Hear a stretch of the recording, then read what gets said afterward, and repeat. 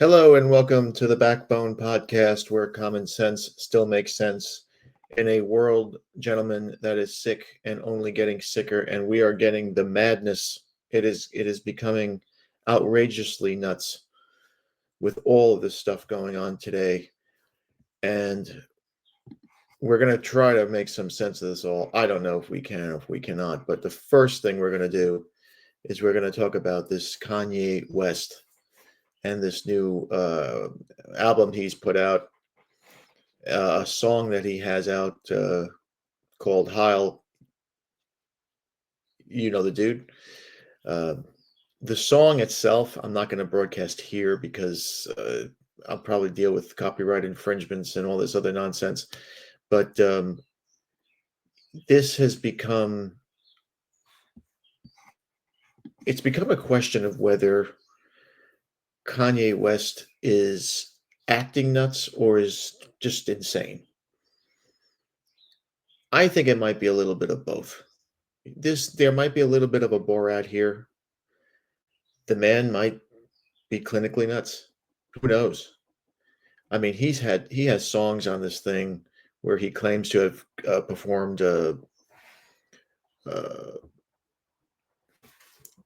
oral sex on relatives, on male relatives, I guess.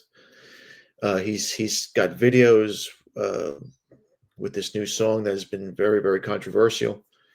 That is going over a certain line that a lot of people feel um, is due. You know, we talked on the last show that of this thing called black fatigue. Now we're starting to hear of something called Jewish fatigue, and maybe you need a guy who's nuts to come out and say, "Hey, I'm going to make this song about these people. I'm going to mock these people, and there's nothing anybody can do about it." Because apparently on X, this video received millions upon millions of views. Now it's banned on every other music platform, so I guess you can't get this on, Spotify or Apple Music or whatever. I doubt you can get it anywhere like that. But it was seen on Twitter or X, and it got lots and lots of attention. Now, is this an act? I don't know. I spoke to somebody who is a fan of his, and I'm going to be honest with you. I am not a fan of any of these guys. I think all this hip hop stuff is trash. I don't even consider it music. But I know somebody who's a fan of his, and they told me years ago, and we did a podcast about this. Years ago, his mother had passed away. I think it was during surgery, and that he went off the deep end. He was starting to go off the deep end then, and now he's just off his rocker now, with all this with all this craziness that's going on. We know that this guy is a multi-billionaire, or at least they say he is. You really can't even trust these things anymore. But he has a clothing line, and he has this music career going. And there he is. This is for the New York Post for informational purposes. And apparently, he's going all the way with this. Now, there's a clip of West, who has changed his name to Ye, whatever that means, and is widely amplified, according to the New York Post, was widely amplified by a network of users and the right-wing influencers. Some posts of the song have been archived of Hitler. A clip on social media of Andrew. As of Monday morning, the song Heil Hitler amassed more than 8.2 million views. I think it's gone past 10. Despite the song's overt references of the Nazi leader and the Holocaust, Ye's posts remain active on X, which has scraped which has scrapped its content moderation policies since Musk acquired the company in late 2022. The Yee's X account is verified as an organization, potentially granting it monetization privileges. It remains unclear whether West is profiting from these posts. Now, the article here, and I'm not going to read the whole thing, was written by Ariel Zelber, and we kind of know what tribe he's probably from. And he is against this whole thing. Now, Spotify and SoundCloud have removed the track, which this writer for the New York Post has deemed hate-filled. Again, is the guy crazy? I don't know. I think it's a little bit of both. I think he's probably just, some of these guys, they get caught up in megalomania. They think that they're untouchable, and he may be untouchable. You make a certain amount of money, you're nobody's touching you.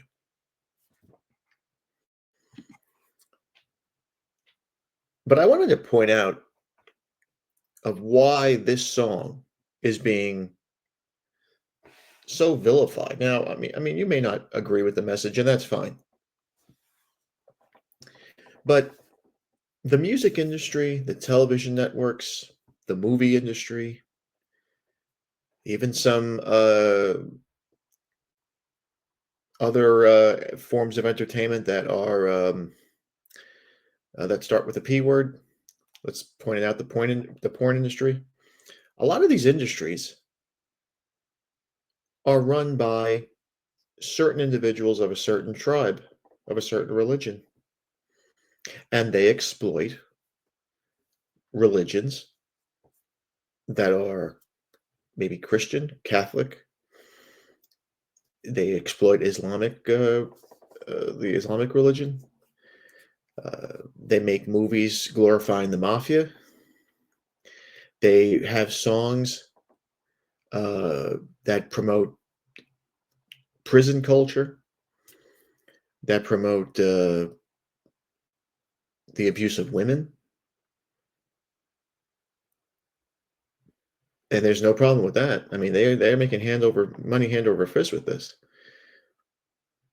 But when it comes to a song that mocks this particular group of people, and a very, very, very small particular group of people, right? These they're not in the minority, they're not in the majority at all anywhere.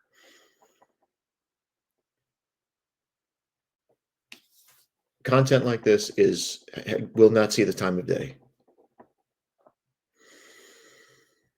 And the question is why? Jews control a large portion of the media industry. The industry that is mainstream and the industry that is not. The industry that is not mainstream is incredibly harmful to young men and young women. Almost every performer in that porn industry, they almost all die, but before the age of 40. And I have seen articles from Catholic and Christian publications where in the porn industry, they openly and blatantly depict these girls dressed up as nuns, the male performers dressed up as priests. Some of the women are dressed up in burqas or in Indian garb, Hindu garb. I guess it's some sort of fetish or attraction. And my goodness, not a word. No controversy whatsoever. I read an article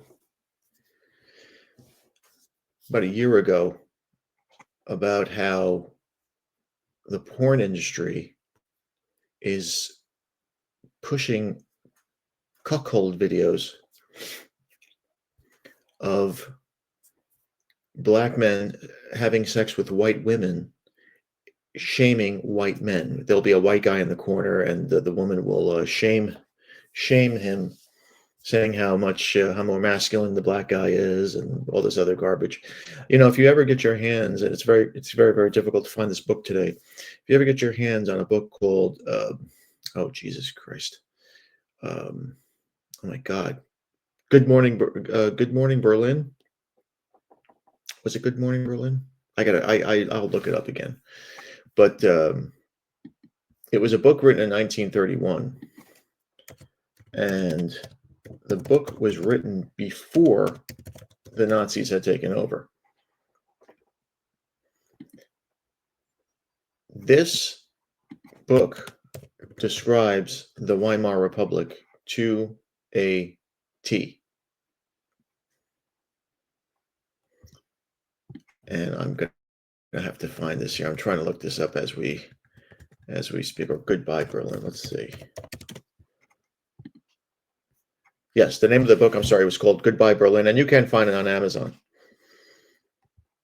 This book describes the Weimar Republic to a T, and in some of these, if you take a deep dive into this, there was an industry dominated by the Jewish population in Germany, and it was the live performances of porn, of sexual acts. But then it wasn't black. It was I think there were some instances where there were blacks. There weren't a lot of black people in Germany at that time, but majority of them were of Jews having sex with German women to humiliate the German man in retaliation for the loss of World War One. These things piss people off. It's immoral. It's unethical. But time and time again, this particular group has no problem profiting off the mockery of other cultures and religions, off of the stereotypes of other cultures and religions, and profiting off of the destruction of women, culture, and society at large. The hip hop industry has been dominated with the executives and with producers by this particular group.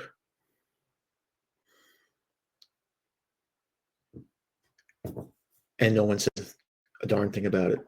But today, at the time of this broadcast, Kanye West, who comes out with one song, has been vilified. And listen, I don't know. The song, I heard it. It's to me, it's crap.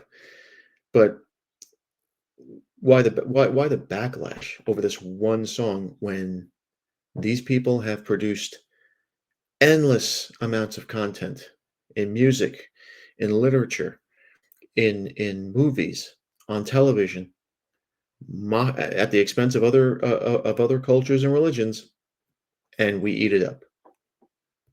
Something to think about. I just think it's, hey, listen, what's good for the goose is good for the gander, but apparently Jewish folks don't like this. And frankly, it's too bad. There should be more of it, frankly. But let's get back to Kanye. What is this man doing? Is he seeking attention? Is he that desperate for it? I think to a certain extent, yes. I think this is all attention seeking. I think he is still a child. At a previous broadcast, we talked about his mother and how his mother was his whole world. I think that woman destroyed him. He never ever learned to be an evolved man. He can't evolve. He has to seek attention. He's almost like a woman, where if he doesn't have attention and drama surrounding him, he cannot function. And the question is, should a man behave this way? And if the answer, of course, is not, but we'll talk about that in the man memo. But seeking attention is a total feminine energy. It's not masculine. Men always believe, well, men should believe, that silence is power. You don't need to broadcast all your dirty laundry. You don't need to broadcast your feelings. You don't need to tell people or shock people all the time, because sooner or later the shock value just you can't top what you did the last time. There was a great radio host. He used to be a great radio host. His name was Howard Stern. I used to listen to him every morning when I lived in New York. He was interesting, but he was considered what you would call a shock jock. After a while, it dies out, and you can't even listen to him today. He's actually more of like a cat mom than anything. He's so he's so woke and liberal. It's pathetic to see him now. Now Kanye West has to almost top this in order to be relevant. And what is he going to do? What's he going to start doing? Murdering babies in videos? Eating flesh? He has to do something to top this, and I don't think he can. I mean, who knows? I mean, his imagination's probably beyond wild. But upon seeking attention for anything, you put yourself out there in very vulnerable positions. And he's a vulnerable guy. He he's got a lot of money, and trust me, women probably throw themselves at him for what reason I don't know. But he is somebody that we should all keep an eye on, because he is I think he's exhausting himself. I think he's exhausting himself uh, career-wise, uh, personally. I mean, what is he? What is he trying to accomplish here? Is he trying to open our eyes that you know the Jews can make fun of other people or mock other people or exploit other people, but they can't be exploited themselves? Well, we know that. We know that now. Thank you. But he could have done it in a different way. He could have exploited this himself in a different way. Now he looks insane.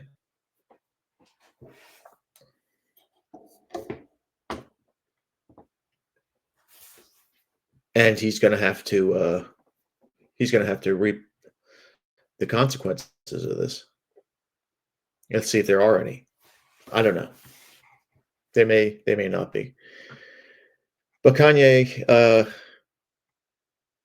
I think he's more of a attention-seeking child with a little bit of insanity.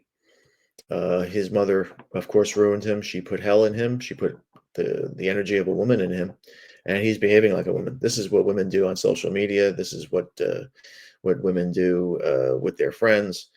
They air out all their dirty laundry, and they just can't stop feeding the drama.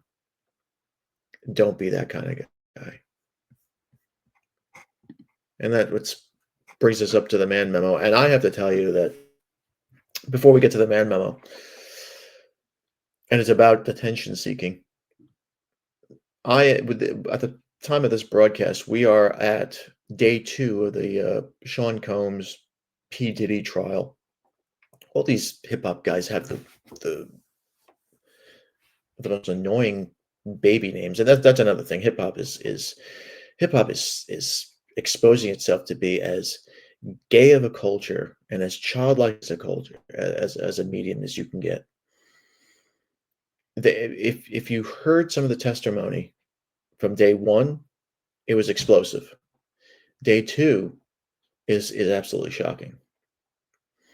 And if this is going to go on for another 6 to 8 weeks, and unfortunately, it's not being broadcast on TV, so you're going to have to read about it in various newspapers or hear about it on social media. This is a disaster. We're living in Sodom and Gomorrah, and some of these women they've proven people will do anything for money and fame. They will do anything. And we're gonna get into get into this trial soon. I'm gonna try to do something tonight, and then air it out tomorrow. Um,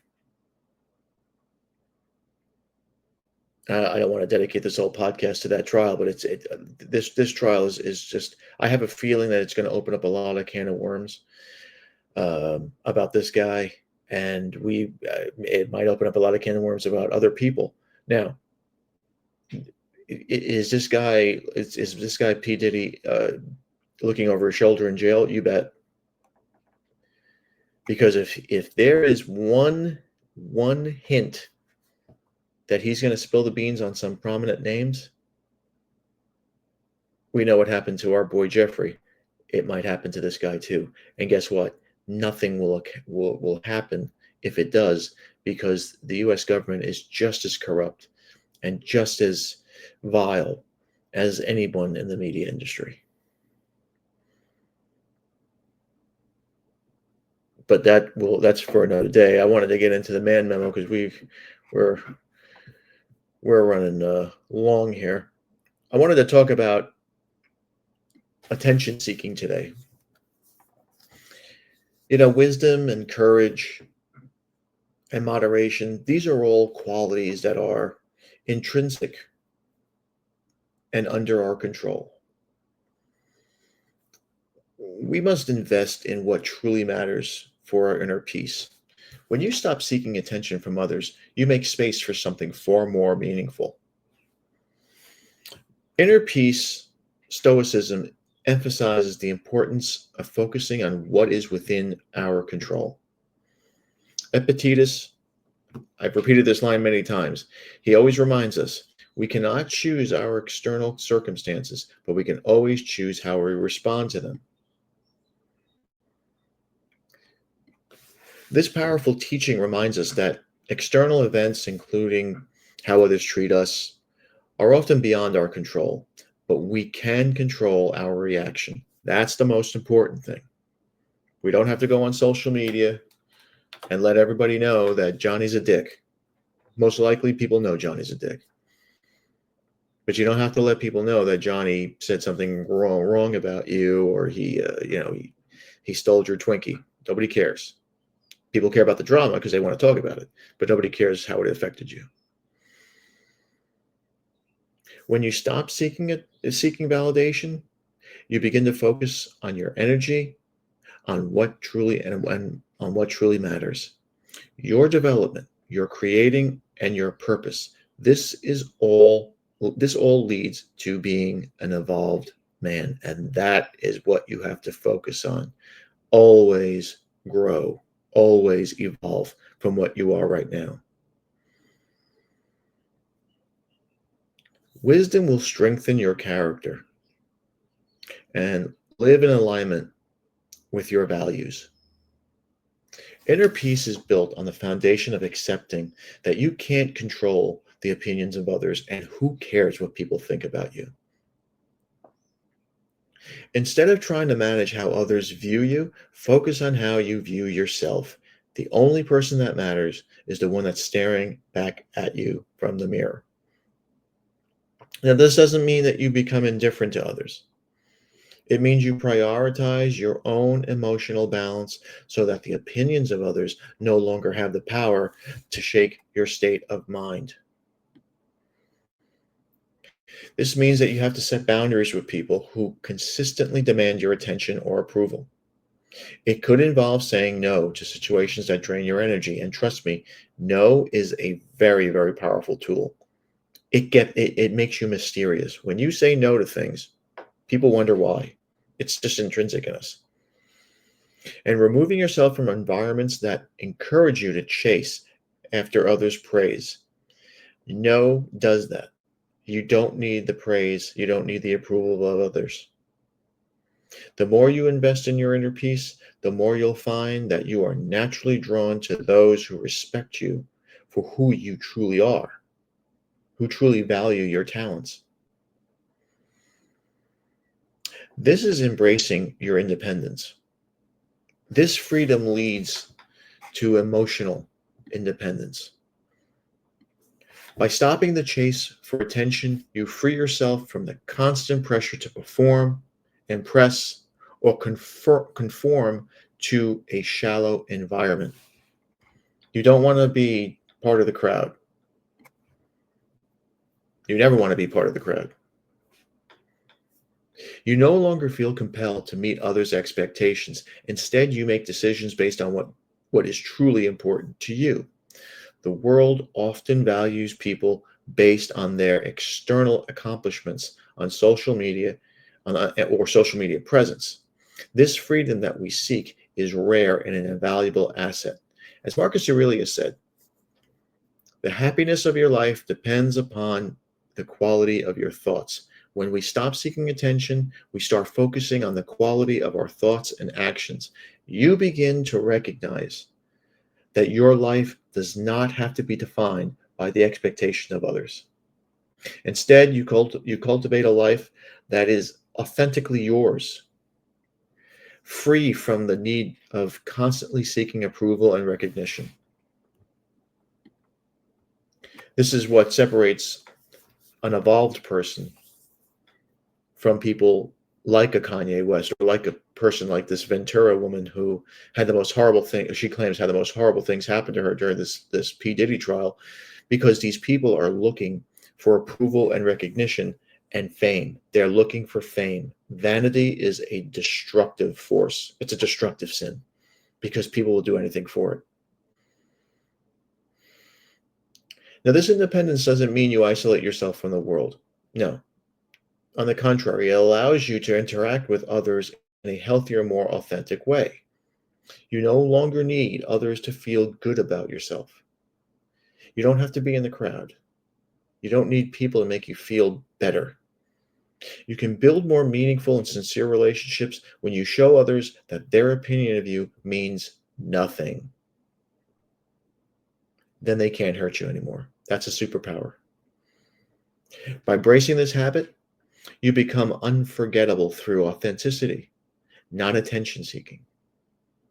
Ironically, when you stop fighting the urge of seeking approval, people seek you out in abundance. They value you. If you're there for people all the time, you're just a JT. You're just there. And they don't value people who are just there. Be a diamond. Don't be a penny. As Seneca teaches us, it is not what we have it is not that we have a short time to live, but that we waste much of it. And most of the time we waste trying to get validation from other people, whether it's on social media, whether it's at work, whether it's your parents. How many children, how many men have been destroyed trying to get validation from their mothers? And it's never good enough. It's never good enough. And we waste our time, we waste our lives trying to get the meaningless opinions of meaningless people on our side. And trust me, it doesn't mean a thing.